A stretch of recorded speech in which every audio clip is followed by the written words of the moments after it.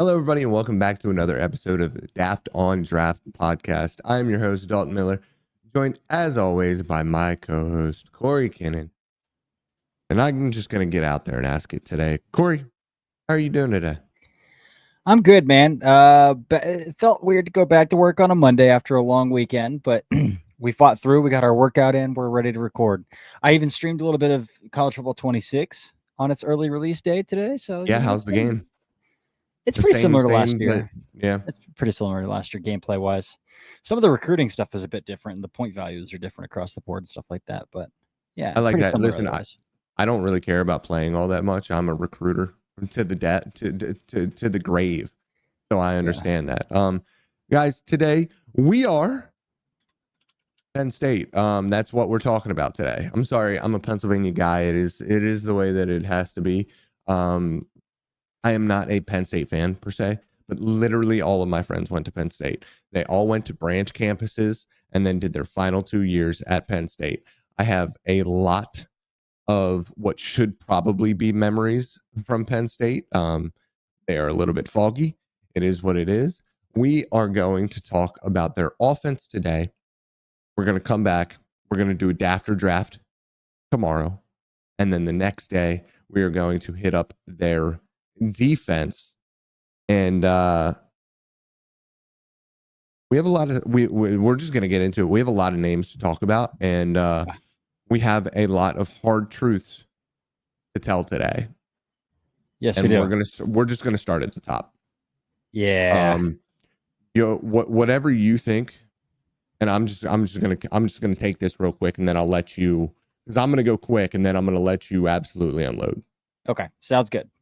All I'm gonna say about 15, Drew Allar. If you squint real freaking hard, Big Ben. If you open up your eyes and you watch him play football,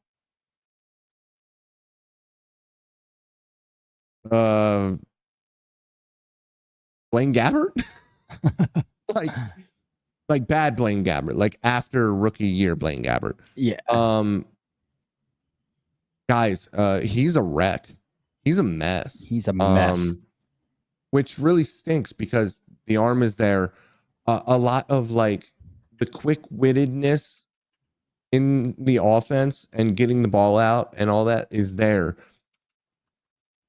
Everything else is just a huge jumbling fluffy mess. And that's all I'm going to say because we have the guy who has watched every single one of his dropbacks beside me here. Yeah. I even think some of the quick-wittedness stuff is very schemed open and like the answers are kind of given to him. When he's forced to kind of think, it's not pretty. When he's forced off his spot by pressure, it's not pretty. I think he's athletic enough to do the bare minimum. I don't think he's a good athlete by any sense of the words in No, terms of he's Big Ben athletic. Like yeah, he's just really big. he'll fall forward. But he reminds me of the when he tries to run the giraffe from Madagascar. I don't know if you've watched Madagascar anytime soon. It's been years. Anytime recently, but he reminds me of the David Schwimmer voice giraffe from Madagascar a little bit. He's one of the least accurate quarterbacks in this class.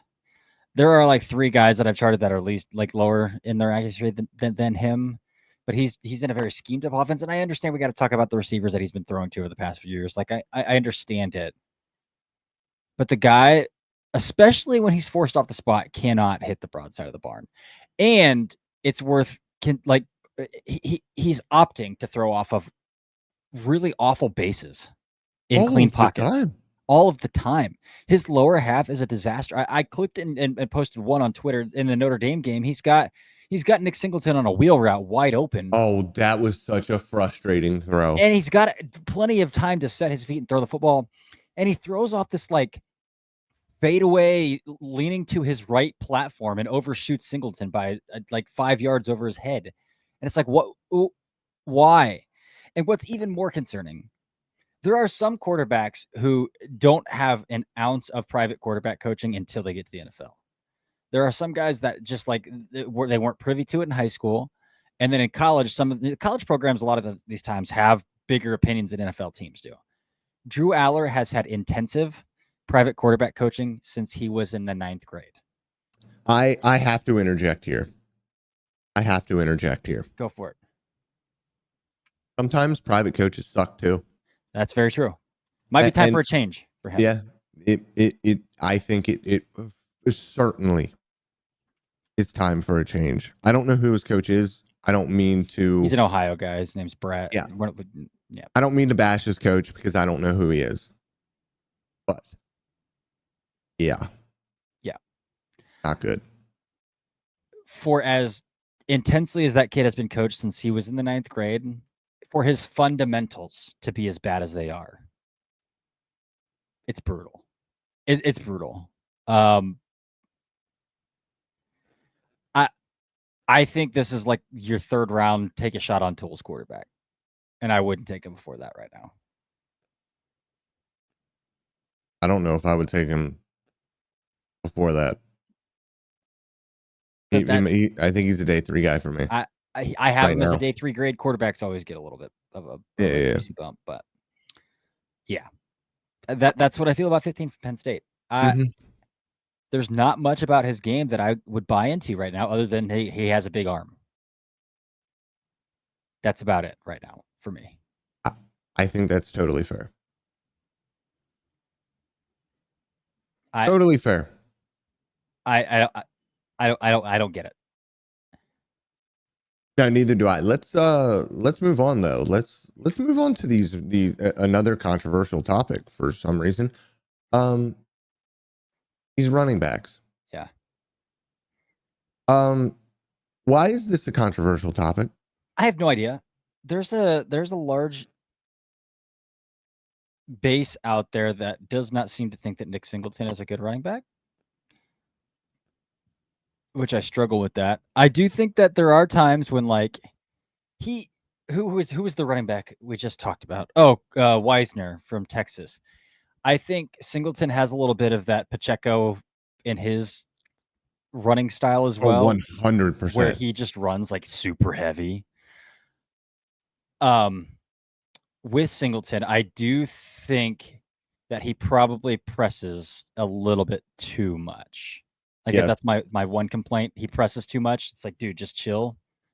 Let your blockers get out in front of you a little bit and then get moving. And so I can get it from that aspect of like, yeah, he's very impatient as a runner, but he's hella explosive. He'll pass pro like an MFer, and he's a legitimate weapon in the passing game. Like you can split him out. You can let him rip the seam open. You can there's a million ways to get the ball in his hand and get him involved. And I think another big thing when it comes to all of this is that a lot of the times that's what he was asked to do in this because the wide receivers were so bad last year. Well, like he was split out and then just coming in jet and taking the ball in jet and running outside. So like I think a lot of people sit on the Kaytron Allen thing because he played more like legitimate running back snaps. You know what I mean? Mm-hmm. Whereas when they were both on the field together, Singleton was used more as a gadget guy. So I think the perception is that he's like lesser of the backs because of that as well. Yeah. If we just disregard the fact that Kaytron Allen's going to struggle to break 4.7. You can love everything else about Kaytron Allen. Find me more than the second level vision. The second level vision isn't there for me with him. Oh no, not at all. I watched him run into a couple wide receivers out in space instead of just scooting around them. Right, but I'm saying you could love everything else. Find me 4 running backs in the NFL who run a 4.7. You won't find 2. People love Kaytron Allen because he's a really good college running back. Mm-hmm. That's why he's a really good college running back, because that dude, he don't want to go down. Mm-mm. He does not want to go down. And it is so much fun to watch a guy break 2 or 3 tackles and gain 7 or 8 yards. Mm-hmm. You're right, man. He has no juice. None. And at the NFL level, I don't care how talented of a running back you are. Shout out to Najee Harris. If you don't have the juice, you're not worth the squeeze. Mm-hmm. Yeah. This is one of those situations where I wish like tracking data was more available than it is. To the masses, yeah. Yeah. But Yeah. yeah. Because I would love to see what the GPS data says on that Yeah, guy. man. Like, and another thing we didn't bring up about Singleton is his receiving ability. I did. Oh, But yeah, I thought you were talking about his pass blocking. I missed that you pass had blocking and screwed like it over. yeah, he can rip up a seam. Yeah. You can split him out. You can motion him out. He'll create mismatches all over the field, man. Oh, what he did to Oregon a couple of times, Mm-hmm. disgusting. Those Mhm. Texas routes were disgusting. Yep. So yeah, I get it with Singleton. He's impatient as a runner. That needs to be cleaned up a little bit. Yeah. But yeah, dude, the kid's good. Mm-hmm. The kid's good. Yeah. All right. Do you want to move on? Do you want to talk about the receivers or the linemen first? Let's just get the receivers out of the way. Yeah, let's get the receivers out of the way because we'll talk about. There is some good to talk about on the offensive line. Which let's talk about my favorite wide receiver first. Yeah. Okay. Yeah. Trevor Pena. All of these guys are transfers, by the way, from other schools because Penn State can't find wide receivers to save their lives. I don't think Trevor Pena is more than like a round 6 or 7 guy at best. Just because I don't think he's a very good athlete. Mm-hmm. But he's a freaking dog. Man, he was so much fun to watch at Syracuse.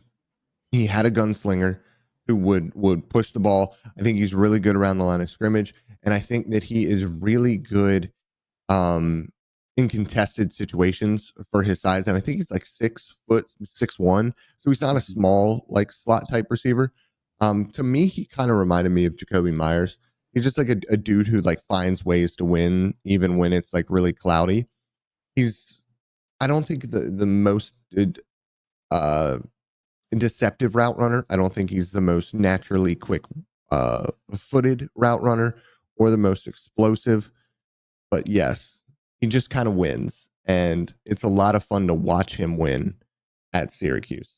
And I think that when it comes to Penn State, I think that he will probably be the guy who gets the most play. Oh yeah. And is the most consistent out of all of these guys, even if the other guys have higher NFL potential than him. I agree with that. Going back and watching McCord last year, it's third and Pena a lot of the times in that offense. So he's very reliable, but I do think he's very much the same mold of like I would have said Xavier Restrepo, like from Miami last year, like those kind of tough. He's not very big, which is like why I would put him in that. He's not as bad of an athlete as Restrepo either, but he's not a great athlete as you said. But Allard needs somebody, and I think Pena is going to be that guy. They've got another 5-star tight end too, so that'll help out for Drew Allar as well. But as far as the wide receiver room, it still is an island of misfit toys, perhaps an upgraded island of misfit toys, but still an island of misfit toys. Yeah. Do we want to move on to the little guy who can't catch or the big guy who can't move or catch? Let's do the big guy that can't catch or move. Yeah. All right, let's get to it. Kyron Hudson. I didn't list any strengths. A first guy off of the bus type. That's like literally it. I don't think he's a particularly explosive athlete. I think he's somebody who is forced to win with his frame, and that's okay. So there's a strength. I think he's very good at using his frame to create separation, like NFL level separation. Yeah. And finish through contact. The problem is he can't finish through freaking contact. he can't catch the ball. Cannot catch the ball. If he is contacted, the ball is on the ground. If he goes to the ground, the ball is on the ground. And so Penn State fans are going to be really, really, really upset with this guy if he shows that same sort of inconsistency as a ball winner in Happy Valley. Yeah, Penn State's got the market cornered of really high recruits who just aren't very good football players that don't live up to their billing.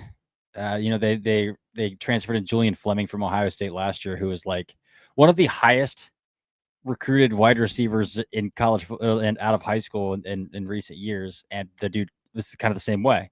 Can't play through contact at all.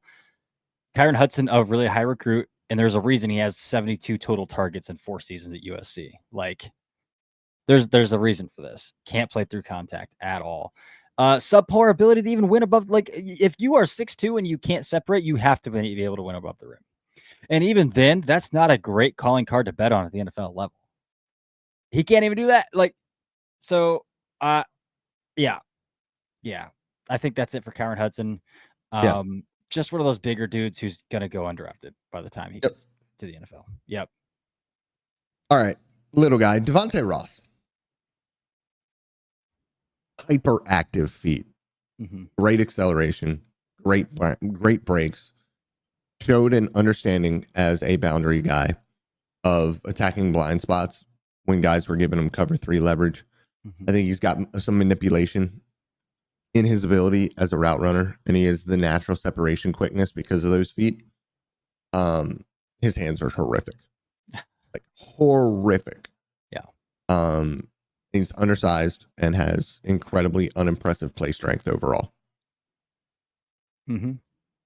Yep.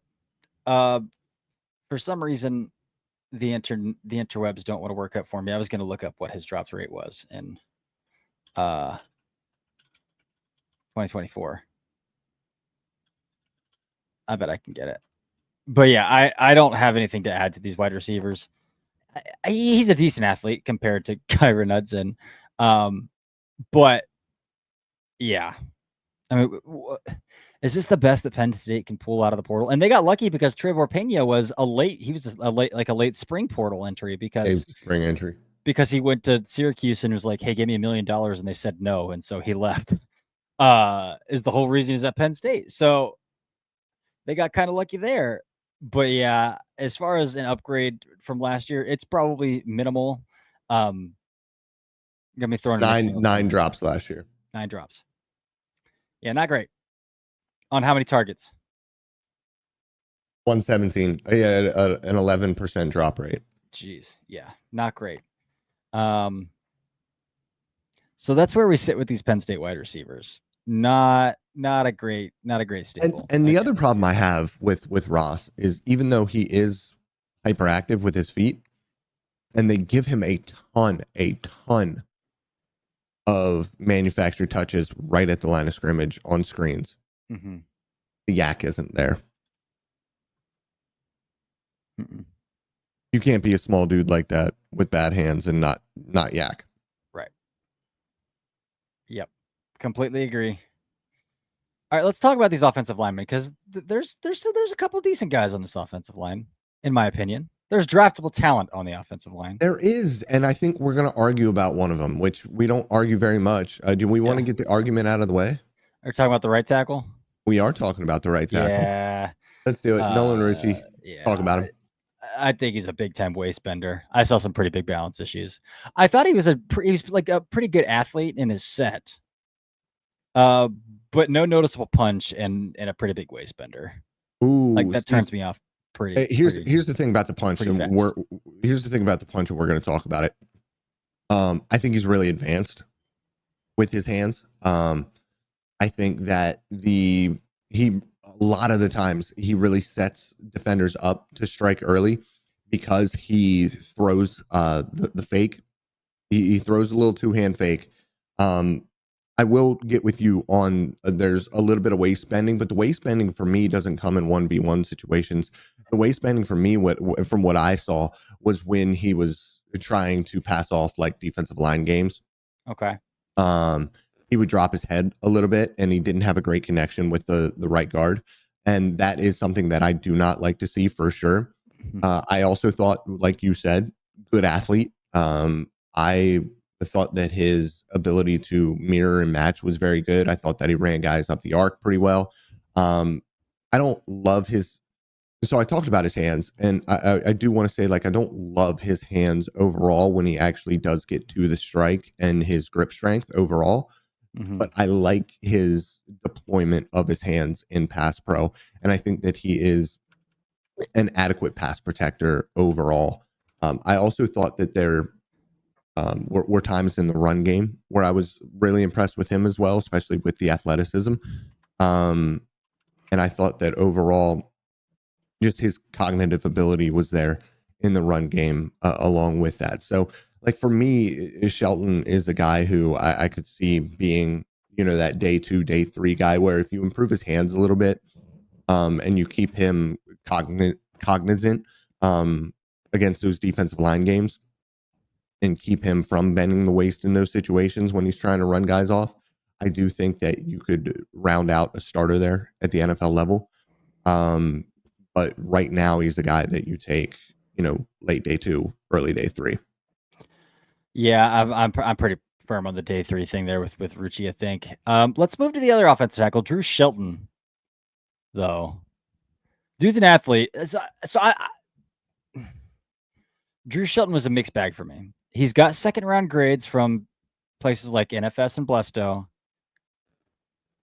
I think he's more of a mid rounder, based on what I saw. Like, I saw a really great athlete, crosses face really well, scoops out really well, like very smooth mover, climbing to the second level and getting out into space as well.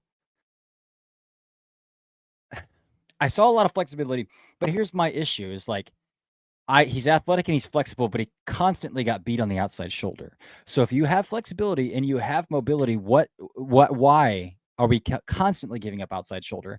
One, I think his set depth is very like choppy, very short, to where like he's not really set in 45. He's not really kicking vertical a whole lot. But my bigger issue is his play strength is like negative. I thought he got worked through his core quite a bit. And then another, like same with Rucci, I didn't see any sort of punch when he did land his hands. Does have a nice little snatch trap. Overall, I thought his hands were a little underwhelming as well. But NFL teams love big dudes who are fluid athletes. So I think he's going to get drafted pretty high just because of that. Well, I mean, the same could be said for Rucci as well. That's a big dude. That's a big dude who can move as well. Yeah, I don't know if he was as good of an athlete. No, I don't think he's as smooth as Shelton is. Yeah. Sure. I know there's some people that have him as OT1.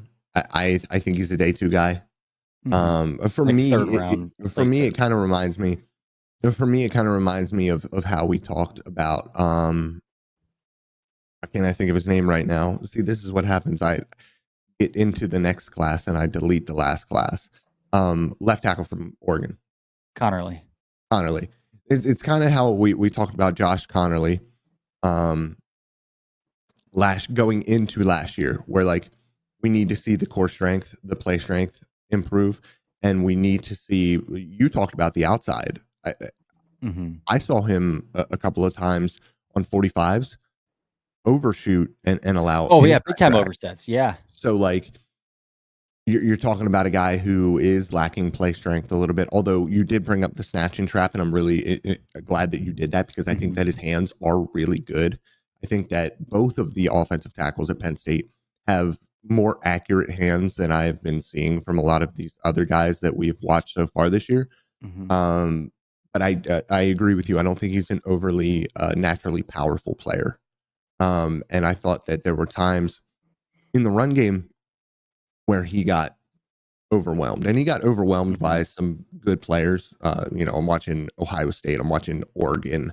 And there's times where, they're spreading out their big hog mollies and kind of controlling him. But I also saw times in the run game where he was very intuitive, I guess is the way that I would say it, where like if he was a little bit out of position getting to the spot, he would just use his ass, like his shoulder blade and his ass to seal off rushing lanes. Like he's not worried about getting and flipping.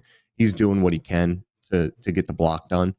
And I think a lot of guys try too hard to make themselves look pretty instead of just getting the job done the way that you can. And I think that there were times in the run game on stretch concepts where he just got the job done the way that he could.